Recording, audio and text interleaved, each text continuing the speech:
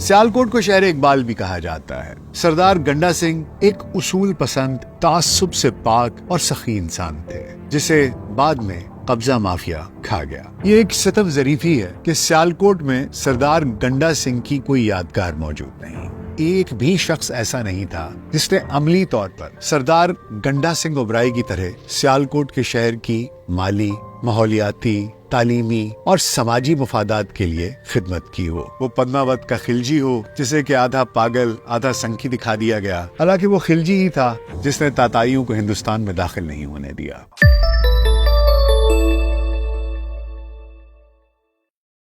VLC pod cost میں doctor ناصر bag کے ساتھ خاکسار آپ کی خدمت میں حاضر ہے۔ آج کی کہانی سیالکوٹ شہر سے ہے۔ سیالکوٹ شہر جو کہ پاکستان کا ایک اہم تجارتی مرکز بھی ہے، اس کی ایک شخصیت جو کہ تاریخ کے اوراق میں کہیں کھو گئی، اس کی کہانی آپ کے لیے لے کر آئے ہیں۔ سیالکوٹ پاکستان کا کھیلوں کا سامان بنانے کے حوالے سے اہم صنعتی اور اس کے ساتھ ساتھ ایک زرعی شہر بھی ہے، جس کی برآمدات 1000 ملین امریکی ڈالر سے تجاوز کر چکی ہیں۔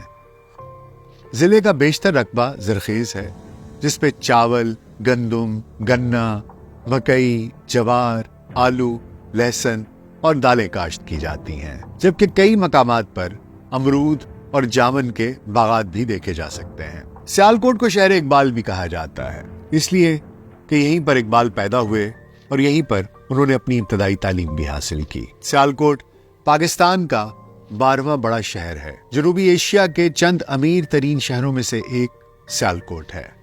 ضلع سیالکوٹ کی آبادی لگ بھگ 38,93,672 نفوس پر مشتمل ہے۔ سیالکوٹ کی سرجیکل صنعت کی بھی ایک الگ ہی کہانی ہے۔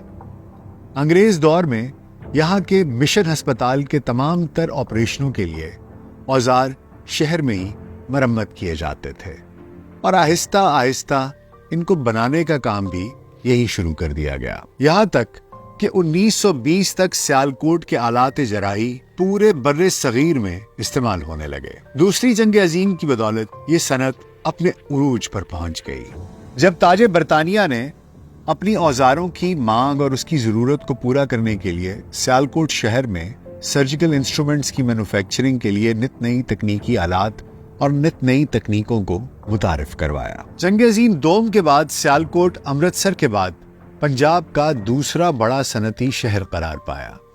تقسیم پاکستان کے وقت اسے پاکستان میں شامل کر دیا گیا۔ اگر دیکھا جائے تو سیالکوٹ میں 3 صنعتوں کا غلبہ ہے، جو لوگوں کو روزگار کے مواقع تو فراہم کرتا ہی ہے، اس کے ساتھ ساتھ پاکستان کے GDP میں بھی ایک میجر کنٹریبیوٹر ہے۔ نمبر 1 پر ہے جراحی کے آلات یا سرجیکل انسٹرومنٹس، دوسرے نمبر پر آتا ہے کھیلوں کا سامان، اور تیسرے نمبر پر آتے ہیں چمڑے کی چیزیں یا چمڑے کی صنعت۔ سیالکوٹ میں بہترین معیار کے چمڑے کی جیکٹس، ہینڈ بیگز وغیرہ تیار کیے جاتے ہیں۔ اب آپ کو اس شخصیت سے ملواتے ہیں جس نے سیالکوٹ میں سپورٹس انڈسٹری کی بنیاد رکھی تھی، جس نے وہاں پر جس جگہ پر آج گرلز ہاسٹل قائم ہے وہاں پر ایک سکول قائم کیا، اس کی بنیاد رکھی، جس نے وہاں پر ایک سڑک بنائی جسے لوگ پیرس روڈ کے نام سے یاد کرتے ہیں۔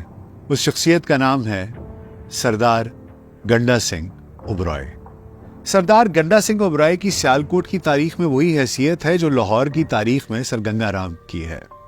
سردار گنڈا سنگھ اوبرائے سیالکوٹ میں اوبرائے سپورٹس کے بانی تھے۔ سردار گنڈا سنگھ اوبرائے نے سیالکوٹ کی تاریخ میں اہم کردار ادا کیا۔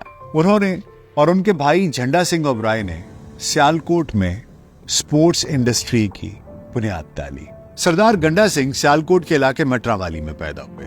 ان کا تعلق ایک بڑے جاگیردار گھرانے سے تھا، اور پارٹیشن سے پہلے کے زمانے میں وہ وہاں پر ایک انڈسٹریل اسٹیٹ کے مالک تھے۔ انہوں نے 1925 سے 1947 تک پورن نگر سیالکوٹ میں اوبرائے اسٹیٹ چلایا۔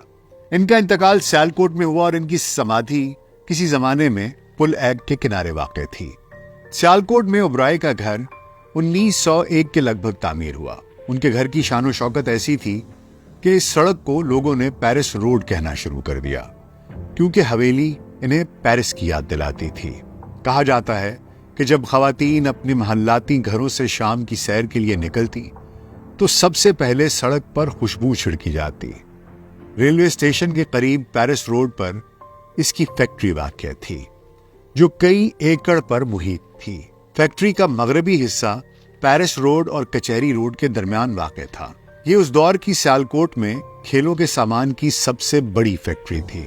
فیکٹری میں کرکٹ کے بیٹس، ہاکی کی سٹکس، بیڈمنٹن کے ریکٹس اور اسی طرح کا دیگر کھیلوں کا سامان تیار کیا جاتا تھا۔ فیکٹری میں سینکڑوں مزدور کام کیا کرتے تھے۔ ملازموں اور ہنرمندوں کی تنخواہیں برطانوی حکومت کے باقاعدہ ملازموں جیسی تھیں۔ ملازموں کو پروویڈنٹ فنڈ کی اسکیم بھی ملتی تھی۔ ملازمین کی تنخواہ اس وقت برطانوی ملازمین کے برابر یا اس سے بھی زیادہ ہوا کرتی تھی۔ اوبرائے اسپورٹس کی جموں کشمیر میں بھی ایک شاخ تھی، جہاں مین فیکٹری کے کاریگر 1 سے 2 ماہ کے لیے پیداوار کے لیے جاتے تھے۔ اس وقت سیالکوٹ ریلوے اسٹیشن سے کشمیر ٹرین بھی جایا کرتی تھی۔ سردار گنڈا سنگھ ایک اصول پسند، تعصب سے پاک اور سخی انسان تھے۔ ان کا مال پورے بر صغیر اور پورے دنیا کی برطانوی نو آبادیوں کے علاوہ دنیا کے دیگر ممالک میں بھی جایا کرتا تھا۔ سردار صاحب پیرس روڈ پر اس عمارت میں رہتے تھے جو آج ٹیلی فون ایکسچینج کا حصہ ہے۔ پیرس روڈ پر واقع موجودہ بڑا ڈاک خانہ اور علامہ اقبال لائبریری کی جگہ گنڈا سنگھ گراؤنڈ ہوا کرتی تھی۔ سردار گنڈا سنگھ نے ہائی اسکول بھی قائم کیا تھا۔ اسی اسکول کی جگہ اب حکومت نے خواتین کی یونیورسٹی قائم کر دی ہے۔ سردار گنڈا سنگھ سیالکوٹ میونسپل کمیٹی کے چیئرمین بھی رہے۔ اس دوران انہوں نے سیالکوٹ کی خوبصورتی کے لیے بہت کام کیا۔ انہوں نے مبارک پورہ اور چاہ چٹاں جیسے محلے آباد کیے، جہاں کشادہ اور کھلی گلیاں رکھی گئیں۔ گنڈا سنگھ گراؤنڈ کے ساتھ ایک کشادہ اور شاندار حویلی تعمیر کی، جو فن تعمیر کا نمونہ تھی، جسے بعد میں قبضہ مافیا کھا گیا۔ سردار گنڈا سنگھ کی حویلی میں سوئمنگ پول بھی تھا۔ ملازمین کی اکثریت مسلمان تھی۔ گنڈا سنگھ کو سیالکوٹ سے بہت محبت تھی۔ جب ان کے چھوٹے بچے کی ولادت ہونے والی تھی اور وہ اور ان کی بیوی اس وقت شہر سے باہر تھے، تو وہ اپنی بیوی کو لے کر فوراً سیالکوٹ پہنچے تاکہ ان کا بچہ زندگی کی پہلی سانسیں صرف اور صرف سیالکوٹ کی فضا میں ہی لے۔ یہ ایک ستم ظریفی ہے کہ سیالکوٹ میں سردار گنڈا سنگھ کی کوئی یادگار موجود نہیں، حتیٰ کہ علامہ اقبال لائبریری، خواتین یونیورسٹی، ڈاک خانہ اور خواجہ صفدر اسکول اس کی ذاتی جگہوں پر بنائے گئے ہیں، لیکن کوئی ادارہ بھی اس کے نام پر نہیں رکھا گیا۔ بہترین دستیاب معلومات کے مطابق 1920 سے 1945 کے عرصے کے دوران ایک بھی شخص ایسا نہیں تھا جس نے عملی طور پر سردار گنڈا سنگھ اوبرائے کی طرح سیالکوٹ کے شہر کی مالی، ماحولیاتی، تعلیمی اور سماجی مفادات کے لیے خدمت کی ہو۔ یہ حالات کی تباہی ہے کہ ایک شخص جو اتنا غیر جانبدار اور اتنا فیاض تھا، نئی نسل اب اسے نہیں جانتی۔ سیالکوٹ اور سیالکوٹ کے شہری اسے بھلا بیٹھے۔ ان کا کارخانہ جو اہم کارناموں کی یادگار تھا، محفوظ نہیں کیا گیا، اور اب وہ کارخانہ اور ان کی حویلی کھنڈرات بنے ہوئے ہیں، جبکہ ان کی بہت ساری جائیداد پر دکانیں اور بازار بن چکے ہیں۔ آپ سیالکوٹ میونسپل کمیٹی کا دورہ کریں، وہ بطور چیئرمین سردار کے دور کا کوئی ریکارڈ رکھنے سے انکاری ہیں۔ آپ پیرس روڈ پر علامہ اقبال لائبریری کا دورہ کریں، وہ آپ کو بتائیں گے کہ سردار صاحب کی زندگی اور سماجی خدمات کے حوالے سے ان کے پاس کوئی مواد دستیاب نہیں ہے۔ لائبریری کے لائبریرین ریاست علی مرحوم کے قریبی دوست سے معلوم ہوا ہے کہ ان کے پاس سردار صاحب کی تصویر مولانا ابراہیم میر سیالکوٹی، شہاب الدین اور دیگر معززین کے ساتھ تھی۔ وہ انمول تصویر اب مکمل طور پر غائب ہے۔ آپ گورنمنٹ ڈگری کالج برائے خواتین کا دورہ کریں، آپ کو شاید ہی کوئی ایسا لیکچرر یا پروفیسر ملے گا جو اس تعلیمی ادارے کے بانی کو جانتا ہو۔ سردار گنڈا سنگھ کی سمادھی نیکا پورا پولیس اسٹیشن کے ساتھ بڑے عمدہ طریقے سے تعمیر کی گئی تھی، وہ بھی قبضہ مافیا نے غائب کر دی۔ یہی نہیں، مشن ہسپتال کی جگہ بھی سردار گنڈا سنگھ نے ہی عطیہ کی تھی۔ شاید سر گنگا رام کا نام گنگا رام ہسپتال کی وجہ سے لاہوریوں کو پھر یاد ہے، لیکن گنڈا سنگھ اوبرائے کا نام مجھے یقین ہے کہ 90% سیالکوٹی شاید اس سے بھی زیادہ نہیں جانتے ہوں گے۔ پاکستان اور ہندوستان، بر صغیر پاک و ہند کا یہ المیہ ہے کہ ہم اپنی تاریخ سے نالاں ہیں، جبکہ ہم اپنی تاریخ بدل نہیں سکتے۔ انگریزی کا ایک مقولہ ہے کہ those who forget their history are condemned to repeat it۔ ہم نے اپنے ماضی سے کوئی سبق حاصل نہیں کیا۔ وہاں ہندوستان میں بھی یہی لڑائی چلتی رہتی ہے کہ بچوں کو یہ کیوں پڑھایا کہ یہاں پر فلاں مغل بادشاہ آ کے حکومت کر گیا۔ فلم میں کسی مسلمان کیریکٹر کو پورٹرے کرنا ہے تو اس کے اندر نیگیٹو ٹریٹس ڈالنے لازمی ہیں، چاہے وہ پدماوت کا خلجی ہو جسے کہ آدھا پاگل آدھا سنکی دکھا دیا گیا، حالانکہ وہ خلجی ہی تھا، چاہے اس کا خبت تھا جس نے تاتائیوں کو ہندوستان میں داخل نہیں ہونے دیا۔ اس کے علاوہ اور ایسی بہت سی شخصیات ہیں پاکستان میں بھی اور ہندوستان میں بھی۔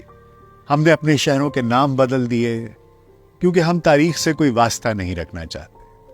لیکن یہ بات یاد رکھیے گا، جو لوگ جڑوں سے کٹ جاتے ہیں وہ بہت جلدی سوکھ جاتے ہیں، چاہے وہ ملک ہوں یا قومیں۔ اپنا بہت خیال رکھیے گا۔ شکریہ۔